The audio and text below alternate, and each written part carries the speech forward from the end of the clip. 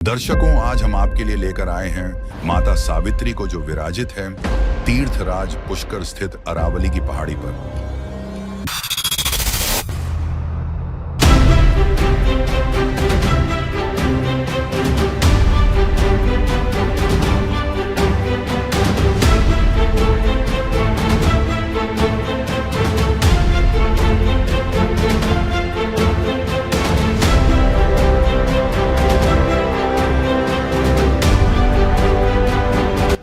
दर्शकों, सारी दुनिया घूमने के बाद भी जहां चैन की नींद आती है उसे घर कहते हैं, और जहां दो पल ध्यान लगाकर बैठने से मन को जो शांति मिलती है वो स्थान है मंदिर। सावित्री जी ने अपने पति ब्रह्मा जी की देखभाल के लिए रत्नाकर की पहाड़ी को चुना और यहाँ आकर विराजित हो गई और यही रहकर भक्तों का कल्याण करती है। नमस्कार दर्शकों, मैं पारुल शर्मा आज आपके लिए लेकर आई हूँ सौभाग्य की देवी माता सावित्री को, जो विराजित है तीर्थराज पुष्कर स्थित अरावली की पहाड़ी पर। दर्शकों, हर सुहागिन की इच्छा होती है इतनी ऊंची पहाड़ी पर जाकर माता सावित्री मंदिर के दर्शन कर उनका आशीर्वाद लेने की, ताकि अपने पति परमेश्वर के स्वास्थ्य और लंबी उम्र की कामना कर सके।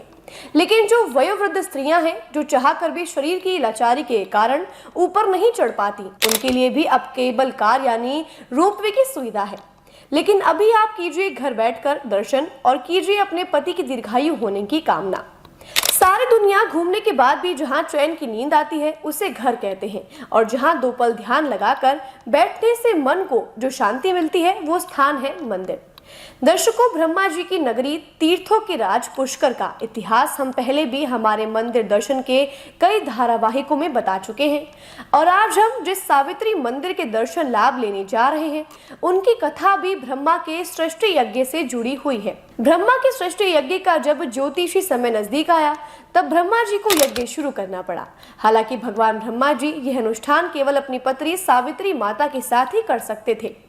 तब ब्रह्मा जी ने नारद को अपने पत्नी को लेने भेजा तो देवी जी तैयार हो रही थी। नारद ने लौटकर ब्रह्मा जी से कहा, मान्यवर, सावित्री माता को तो आने में देर लगेगी और यज्ञ का शुभ मुहूर्त निकला जा रहा है, तो आपको किसी और से विवाह कर उसे यज्ञ में अपने साथ बिठाना ही होगा। तब भगवान इंद्र ने तय किया कि इस अनुष्ठान में भगवान ब्रह्मा के साथ एक गोप लड़की शामिल होगी, लेकिन पहले उसे खुद को शुद्ध करना होगा, और यह तभी संभव था जब उसे गाय के बीच से गुजारा जाए और पवित्र पशु के मुंह से बाहर निकाला जाए। और चूंकि गाय को वैदिक शास्त्रों में शुद्ध माना गया है, यया सर्वमिदं व्याप्तम जगत स्थावर जगमम ताम धेनु शीर्षा वंदे भूत भव्य से मातरम। इस श्लोक के साथ हम भी गौ माता को प्रणाम कर पुण्य लाभ प्राप्त कर लेते हैं, और इसलिए ग्वालिन, जिसे अब हम सब गायत्री के नाम से जानते हैं, को ब्राह्मण के रूप में शुद्ध किया गया। गायत्री ने ब्रह्मा जी के साथ विवाह किया और उनके साथ यज्ञ करने बैठी। और दर्शकों, बस यहीं से शुरू हुई कहानी। अब ब्रह्मा जी की पहली पत्नी सावित्री जब तैयार होकर यज्ञ स्थल पर पहुंची तो उन्होंने वहां देखा कि मेरे पति परमेश्वर ब्रह्मा जी ने किसी और से विवाह कर लिया है, वो भी बिना मेरी सहमति के। तो सावित्री जी का गुस्सा 7वें आसमान पर पहुंच गया, जो जायज भी था। दर्शकों, कोई भी पत्नी अपने पति के साथ दूसरी पत्नी कैसे देख सकती है।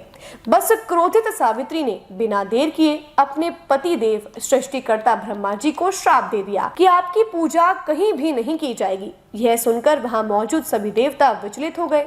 होना भी था, इस पूरी दुनिया को बनाने वाले हैं, उनकी पूजा ना हो ये तो हजम होने वाली बात ही नहीं थी। तब उन्होंने सावित्री से विनती की कि माता ऐसा श्राप मत दो। तब सावित्री जी ने अपने श्राप को कम कर कहा कि आपकी पूजा सिर्फ पुष्कर में ही होगी। सावित्री जी ने ब्रह्मा जी के साथ साथ इंद्रदेव को भी श्राप दिया था, क्योंकि ब्रह्मा जी के इस द्वितीय विवाह में इंद्रदेव ने भी उनका साथ दिया था।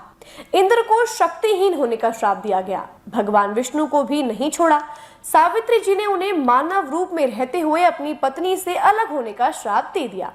इतना सब करके सावित्री जी ने अपने पति ब्रह्मा जी के देखभाल के लिए रत्नाकर की पहाड़ी को चुना और यहाँ आकर विराजित हो गई और यहीं रहकर भक्तों का कल्याण करती रही। दर्शकों, गायत्री की सहायता से किसी तरह सब देवी देवताओं के श्राप कम हो गए। यह सावित्री मंदिर एक धार्मिक स्थल ही नहीं बल्कि इसे खोज की एक यात्रा कह सकते हैं, चुनौतीपूर्ण पैदल यात्रा। अब तो केबल कार की सवारी भी यहाँ उपलब्ध हो गई है, जिससे बुजुर्ग और शक्तिहीन भक्त भी केबल कार में सवारी कर माता के दर्शन लाभ कर पुण्य लाभ प्राप्त कर सकते हैं। और जो लोग माता के दर्शन के साथ पहाड़ी चढ़ने का आनंद भी लेना चाहते हैं, वो पैदल माता के जयकारे लगाते हुए 700 मीटर लंबे रास्ते को आसानी से पार कर लेते हैं। तभी तो कहा गया है, जय माता दी कहते जाओ आने जाने वालों को, चलते जाओ तो मत देखो अपने पाँव के छालों को। वो कहते हैं ना, सच्चे मन से सोच कर जाओ तो माता खुद शक्ति प्रदान करती है भक्तों को। इस मंदिर परिसर का दृश्य तो लुभावना मनमोहक है ही, पर इसके प्रवेश से पहले भी बड़ा ही मनमोहककारी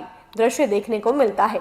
मंदिर परिसर में छोटी बड़ी प्रसाद की दुकानें, भगवान की प्रतिमाओं और छोटे बड़े कैफे, चाय की दुकानें एक मेले सा माहौल बनाती हैं। मंदिर में एक आकर्षक सरस्वती माता की मूर्ति भी विराजित है, साथ ही एक शिवलिंग भी है। दर्शकों, श्री भगवान के मातृभाव की खोतक युगावतार भगवान श्री रामकृष्ण देव की लीला संगनी श्री शारदा देवी का भी यहाँ मंदिर है, जिसे स्वामी विवेकानंद जीवंत दुर्गा कहते हैं, जो 1886 ईस्वी में तीर्थ यात्रा के दौरान जब यहाँ पहुंची तब इसी अहाते में समाधि सिद्ध हो गई। सावित्री देवी के इस मंदिर की वास्तविक उत्पत्ति अभी भी अस्पष्ट है, लेकिन अनुमान है कि इसका निर्माण 16वीं शताब्दी में हुआ था। किंवदंती के अनुसार सावित्री जी के अपने पति भगवान ब्रह्मा के प्रति अटूट भक्ति और श्रद्धा थी।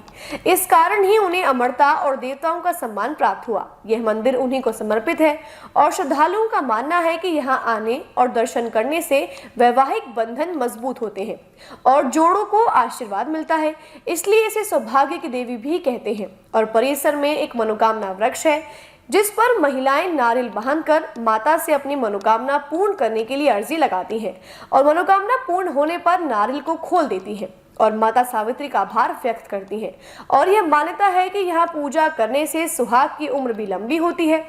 यही वजह है कि महिलाएं यहाँ आकर प्रसाद के तौर पर मेहंदी, बिंदी और चूड़ियां चढ़ाती हैं और सावित्री माता से अपने पति की लंबी उम्र मांगती हैं। इस सावित्री मंत्र के साथ नमो देव्ये महादेव्ये शिवाय सततम नमः, नमः प्रकृते भद्राय नेता प्रणता समताम। सावित्री मंदिर तक पहुंचने का असली इनाम पहाड़ी की चोटी पर है। यहाँ से आप देख सकते हैं एक मनमोहक नजारा। शाम के समय रंगीन घाटों और मंदिर से युक्त झिलमिलाती पुष्कर झील आपकी आंखों के सामने खुलती है। पुष्कर का चहल पहल भरा शहर बाजार की ओर फैला है, जबकि राजसी अरावली पर्वतमाला दूर क्षितिज को ढकती है। यह एक ऐसा नजारा है जो आपके दिलो दिमाग पर बरसों तक एक अमिट छाप छोड़ देगा। लगभग 300 से ज्यादा सीढ़ियों वाली लगभग 1 किलोमीटर की लंबी चढ़ाई के बीच में विश्राम स्थल आपको सांस लेने के अवसर प्रदान करते हैं। मंदिर में पहुंचने पर शांति का एहसास होता है। मंदिर परिसर में पुजारियों का एक छोटा सा परिवार रहता है, जो यहाँ की दैनिक पूजा अर्चना संभालते हैं। दर्शकों, कई भक्तों के मन में ये सवाल उठता है कि सावित्री देवी है कौन, लेकिन भगवान के बारे में ऐसा सवाल पूछने से डरते हैं। तो आपको बता दें कि सावित्री देवी दरअसल वेद माता गायत्री और सावित्री का ही रूप है। आपके लिए कुछ रोचक तथ्य यहाँ बताना जरूरी है कि सावित्री ऋग्वेद की गायत्री मंत्र का मानवीकरण है, वह सीधे भगवान शिव से संबंधित नहीं है।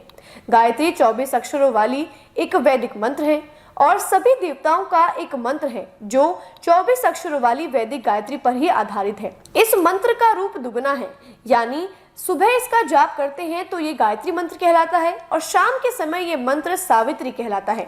दर्शकों, कई बार भक्तों के मन में ये सवाल उठता है कि राजा घुमतसेन की पुत्र सत्यवान की पत्नी सावित्री और ब्रह्मा जी की पत्नी सावित्री एक ही है या अलग अलग।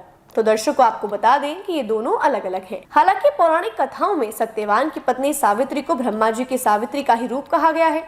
इन सावित्री जी की अलग कहानी है। इन्होंने जब सत्यवान से विवाह रचाया तब नारद जी ने उन्हें बताया कि सत्यवान की आयु आधी ही है, लेकिन सावित्री ठहरी जुबान और वचन की पक्की। बस उन्होंने सत्यवान से विवाह कर लिया। जिस दिन सत्यवान के महाप्रयाण का दिन था और यमराज जी सत्यवान को लेने गए, तब सावित्री जी ने यम को दिखाया अपना रूप और वो भी यम के साथ चल दी। तब यम ने उन्हें बहुत रोका, लेकिन वो नहीं मानी और अंत में यमराज जी ने हार मानी और उनके साहस और त्याग से खुश होकर यमराज ने उन्हें 3 वर मांगने को कहा। तब सावित्री ने अपने पति सत्यवान की दीर्घायु और अंधे सास ससुर को दृष्टि और खुद के लिए 100 पुत्रों का वर मांगा और यमराज ने तथास्तु कहकर उन्हें 3 वर प्रदान किए। सावित्री सत्यवान की कथा ही अमर वट वृक्ष के साये में प्रेम का असर यमराज को हराकर अपने सौभाग्य का जीत है। और दर्शकों, ये जब सावित्री और यमराज के बीच संवाद हो रहा था, तब सावित्री जी अपने पति सत्यवान को लेकर वट वृक्ष के नीचे बैठी हुई थी और वह दिन था ज्येष्ठ माह की अमावस्या का। और तब से महिलाएं इस दिन अपने पति की दीर्घायु की कामना करते हुए वट वृक्ष को भोग अर्पण करती आ रही हैं। तत्पश्चात वट के सूत लपेटकर उसका यथाविधि पूजन करके परिक्रमा करें। फिर अवैधव्यम च सौभाग्यम देहि त्वं मम सुव्रते पुत्रान पौत्राश्च सौख्यम च ग्रहणाघर्यम नमोस्तुते ते। इस श्लोक से सावित्री जी को अर्घ देकर आप भी अपना वैवाहिक जीवन मजबूत करें। वट सेचामी ते मूलम सलीलेर मृतोपमे। दर्शकों, आपको सावित्री मंदिर और उससे जुड़ी सभी रोचक पौराणिक कथाओं से अवगत कराया। उनके दर्शन लाभ से आपको लाभान्वित कराने का ये एक अल्प प्रयास था, ताकि आपका परिवार भी सुखी रहे, स्वस्थ रहे और आपके जीवन साथी की लंबी आयु हो। आज के लिए इतना ही, फिर मिलेंगे एक और मंदिर के साथ। तब तक के लिए दीजिए आज्ञा। नमस्कार, शुभ रात्रि, जय माता दी।